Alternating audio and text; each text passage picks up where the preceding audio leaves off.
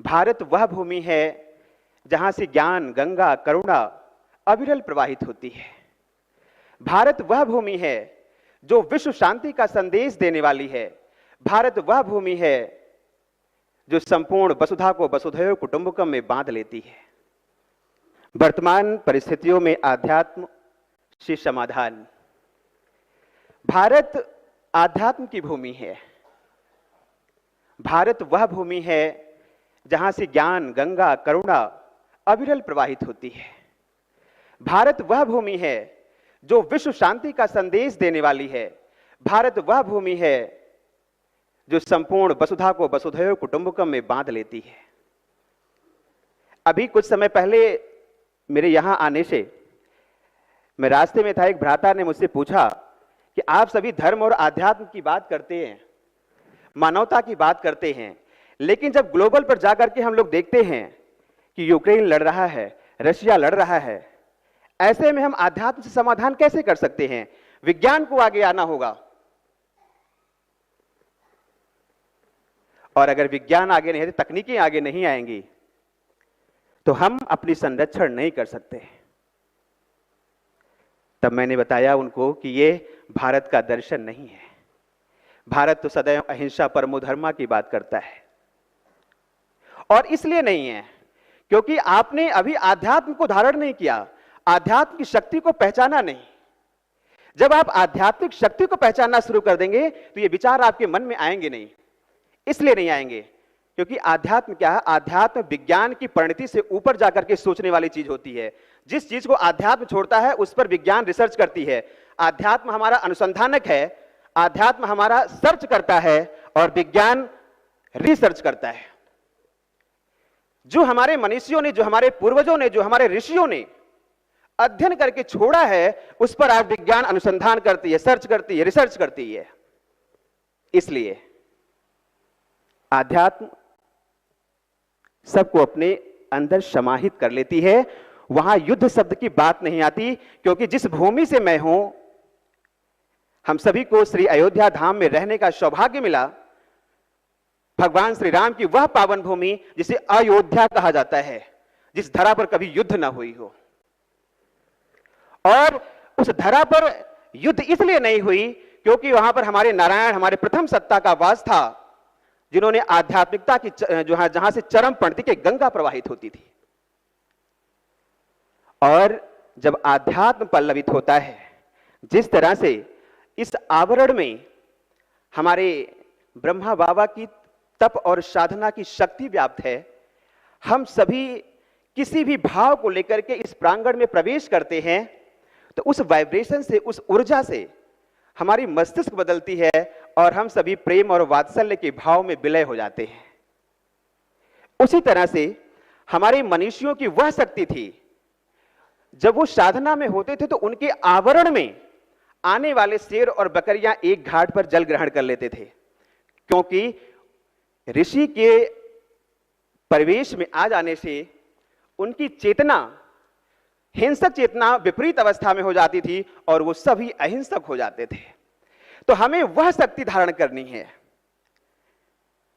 भारत समेत पूरे विश्व में अहिंसक शक्ति व्याप्त ही न हो, हिंसा व्याप्त ही ना हो, और अगर व्याप्त भी है तो उसका समाधान हम धर्म से करें, उसका समाधान हम आध्यात्म से करें। जिसके उदाहरण के तौर पर मेरे महापुरुषों ने कार्य किया है।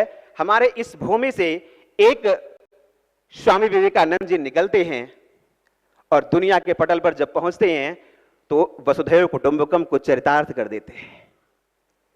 पूरी दुनिया जहां आध्यात्म को मानने को तैयार नहीं थी, एक भगवा वस्त्र देख करके उनको शून्य समय दे दिया जाता है। वह महान मनीषी कि जब अंकुरण शब्दों के निकलते हैं तो पूरी दुनिया उनके सानिध्य में आ जाती है। ये आध्यात्म की शक्ति है, यहां पर हिंसा आ ही नहीं सकती।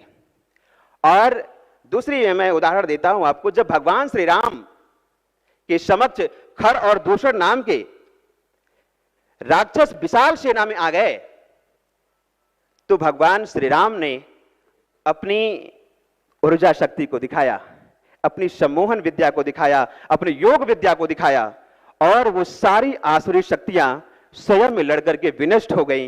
ये हमारी आध्यात्मिक शक्ति है।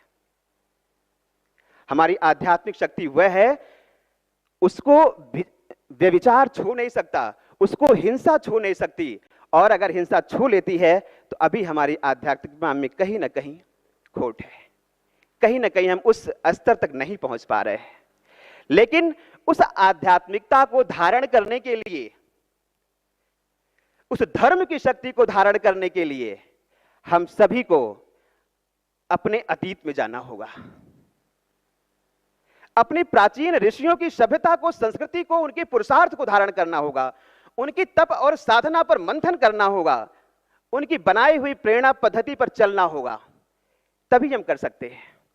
और यहां नहीं, भगवान जो जगत नियंता है, जो भगवान नारायण हैं, स्वयं नारायण भगवान श्री राम, जब वह भी इस धरा पर अवतरित होते हैं, राज सत्ता को त्याग करके, ऋषि सत्ता को धारण करके, स्वयं में ऋषि बन करके भगवान राम ने जन जन तक जा करके उनसे समीक्षा किया, उनके आशीर्वाद लिए, उनसे प्रेरणा ली, मार्गदर्शन लिया, सारे ऋषियों का सानिध्य प्राप्त किया, और उसके बाद पूरी वसुंधरा से पापाचार को मुक्त कर दिया।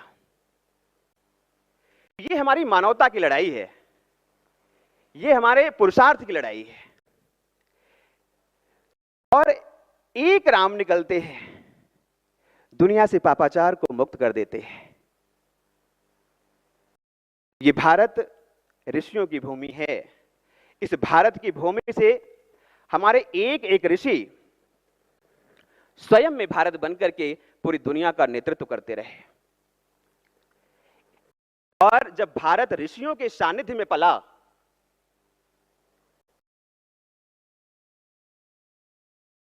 एक एक भारत का बच्चा भी इस धरा से पापाचार को मुक्त करने में समर्थ था।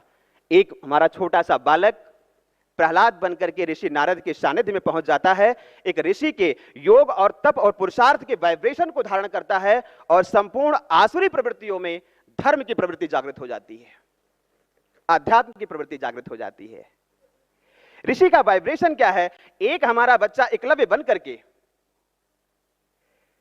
किसी के सम्मुख भी नहीं पहुंचता है, केवल आत्मिक रूप से, जैसे आज हम सभी यहां मेडिटेशन कर रहे थे, पूज्य ब्रह्मा बाबा हमारे सम्मुख नहीं हैं, लेकिन हमने अपनी ध्यान चेतना में, अपनी ज्ञान चेतना में, अपनी आत्मिक चेतना में उनके स्वरूप को धारण किया और वहां से ऊर्जा को प्राप्त कर रहे थे।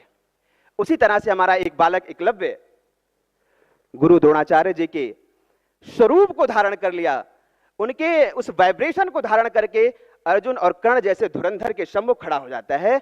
ये हमारे ऋषियों के पुरुषार्थ की वाइब्रेशन है।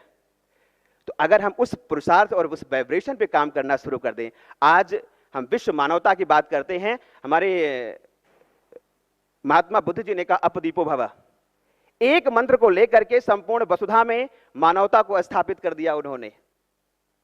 आज ये हमारा विश्वविद्यालय परिवार ध्यान योग को लेकर के, राजयोग को लेकर के पूरी दुनिया को चेतना देने का काम कर रहा है। जब जब विषम परिस्थितियां इस पूरे भूखंड पर आती हैं, आध्यात्म ही हमारा सहारा बनता है। कोविड काल को आपने देख लिया, पूरी दुनिया जब महामारी से गुजर रही थी, बड़े बड़े लाखों के लोगों के पास मिसाइलें, कारतूस भरे पड़े हुए थे, लेकिन एक छोटे से प्रकृति के वायरस ने जब विषमता स्थापित कर दी तो आध्यात्म सहारा बन गया, और आध्यात्म ने ही दुनिया का नेतृत्व किया।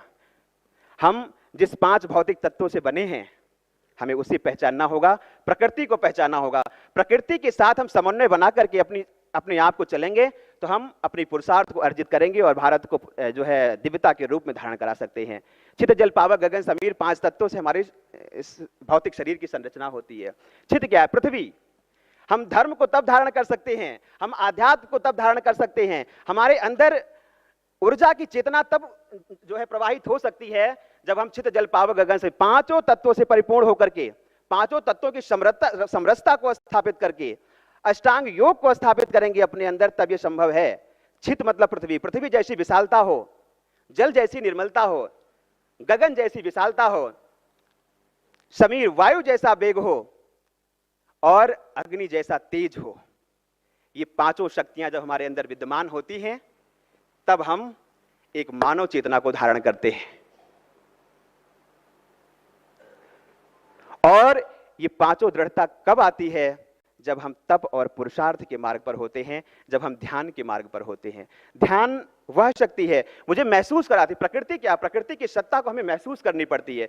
प्रकृति वायु पूरी दुनिया को ऊर्जा देती है, श्वास देती है, प्राण शक्ति देती है। हमें दिखाई नहीं पड़ती लेकिन हम महसूस करते हैं। अग्नि के सम्मुख हमने हाथ लगा दिया तो हम जलेंगे जरूर। बिजली हमें दिखाई नहीं पड़ती लेकिन अगर हमने किसी भी तार को छू लिया तो वो वाइब्रेशन मुझे करंट जरूर देगा।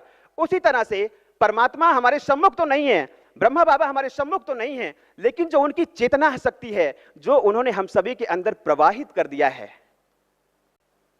हम ध्यान मार्ग से उसको प्राप्त करते हैं। एक छोटी सी उदाहरण देकर के मैं अपनी बात खत्म करता हूं। एक छोटा सा डिवाइस मेरे पास मोबाइल का है और वो मोबाइल क्या करती है? छोटी सी बनी मोबाइल, हम चाहते हैं कि आप भ्राता जी से मुझे कनेक्ट होना है तो ये मेरी मेमोरी उसी नंबर को डायल करती है जिनको मैं चाहता हूं। और आपको मैंने डायल किया, उस जो है डिवाइस की कनेक्टिविटी कहां से होती है? उस डिवाइस की कनेक्टिविटी जो ओजोन से होती है, हमारी प्रकृति के वेव से होती है। और हमारी मोबाइल की फ्रीक्वेंसी प्रकृति के फ्रीक्वेंसी को केंद्रित करती है और प्रकृति, ये मोबाइल की हमारी डेटा वहां पहुंचती है, वो फ्रीक्वेंसी आप में ट्रांसफर होती है और जो मेरी मन स्थिति है जिससे मैं चाहता हूं उनसे वार्ता करा देती है। ये मेरी बनाई हुई एक डिवाइस की ताकत है। आप परिकल्पना करिए कि मेरे द्वारा बनाए हुए एक लौह यंत्र में यह ताकत है कि मेरी मन संचालित होने वाले बिंदुओं पर वो अंकित होती है, प्रकृति के वेव से कनेक्ट होती है, आपसे वार्ता करा देती है। और अगर मेरी खुद की आत्मिक चेतना उस ब्रह्म शक्ति से जुड़ जाए तो मैं क्या कर सकता हूं? इस आत्मिक अनुभूति को लेकर के ये हमारा प्रजापति परिवार, ये ब्रह्म कुमारी संस्थान कार्य कर रही है। और ये ऊर्जा का एक ऐसा समागम है, एक ऐसा समुद्र है जहां पर कलकल करती हुई नदियों का प्रवाह आता है और इस समुद्र में विलय होकर के अनंत हो जाता है। ये इस विश्वविद्यालय की पराकाष्ठा, और पराकाष्ठा हो क्यों ना हो, क्योंकि जिस संस्थान का नेतृत्व मात्र शक्तियों के हाथ में हो, ये नारी पूजन 13 मंत्र तत्व दे। मात्र सत्ता क्या है? हमारे यहां आध्यात्म में 3 देवताओं को प्राथमिकता दी गई, ब्रह्मा, विष्णु और महेश। भगवान ब्रह्मा को सृष्टि का सृजन करता कहा गया, भगवान विष्णु को पालन करता कहा गया, भगवान शिव को संग्रहण कहा गया। मां ऐसी शक्ति है जो हमारा सृजन करती है ब्रह्मा बन करके, पालन करती है विष्णु बन करके, और काल से रक्षा करती है स्वयं दुर्गा बन करके। तो ये सारी शक्तियां मात्र शक्तियों में निहित है। तो जिस संस्था का संचालन, जिस विश्वविद्यालय का संचालन मात्र शक्तियों के निर्देशन में हो, निश्चित ही वह एक ऐसा संस्थान है जिसे स्वयं दुर्गा माता सरस्वती और माता लक्ष्मी के रूप में देखा जा रहा है। और निश्चित तौर पर मेरी परिकल्पना है कि जिस तरह से आज शांति धर्म की जो है भाव को लेकर के, वसुधैव कुटुंबकम को भाव को लेकर के यह संस्था प्रवाहित हो रही है, दुनिया में एक ऐसा आयाम स्थापित करेगी जहां धर्म की क्रांति होगी, जहां पर पुरुषार्थ का प्रवाह होगा। और जो हमारे पूर्वजों की परिकल्पना है, जिस दिव्य भारत को, जिस अलौकिक भारत को विश्व गुरु के रूप में स्थापित करके, सोने की चिड़िया के रूप में स्थापित करके हमारे महापुरुषों ने दिया है, उस स्वरूप को धारण करते हुए हम पुनः पूरी दुनिया में आध्यात्मिकता का प्रवाह करेंगे और पूरी दुनिया से हिंसा की प्रवृत्ति खत्म होगी। भारत पुनः विश्व गुरु के रूप में पूरी दुनिया को अपने आत्मिक भाव में लेकर के वसुधैव कुटुंबकम को स्थापित करेगा, जो है विश्व शांति, विश्व कल्याण की भाव को लेकर के एक दिव्यता को स्थापित करेगा। और उसका वाहक ये हमारी ब्रह्म कुमारी प्रजापति संस्थान बन रही है, हमारी आध्यात्मिक केंद्र के रूप में यह स्थापित हो रही है।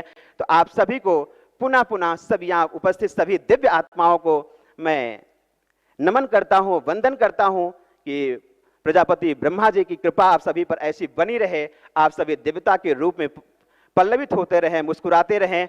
और एक शब्द यहां मेरी जरूर लेकर के जाएं। आज तो हम सभी अनुसरण कर रहे हैं, अनुसरण करके मैंने अपनी चेतना को तो सुधार ली है, लेकिन कल के समय में मुझे ऐसी सभाएं आयोजित ना करनी पड़े, बार बार मुझे उपदेश ना देना पड़े, इसलिए मेरे आने वाली पीढ़ी के डीएनए में, मेरे आने वाली पीढ़ी के जीन में ये शक्ति धारण हो जाए, ये चेतना का प्रवाह जागृत हो जाए कि जो हमारी आने वाली पीढ़ियां उत्पन्न हो वो ध्रुव, प्रहलाद, एकलव्य के रूप में उत्पन्न हो, जिन्हें मुझे कोई मार्गदर्शन देने की जरूरत ना पड़े, वो स्वयं ब्रह्म शक्ति को धारण करके इस धरा पर आए और इस वसुधा का कल्याण करें। इन्हीं शब्दों के साथ आप सभी पुनः दिव्य आत्माओं का सादर वंदन। ओम शांति। जय श्री राम।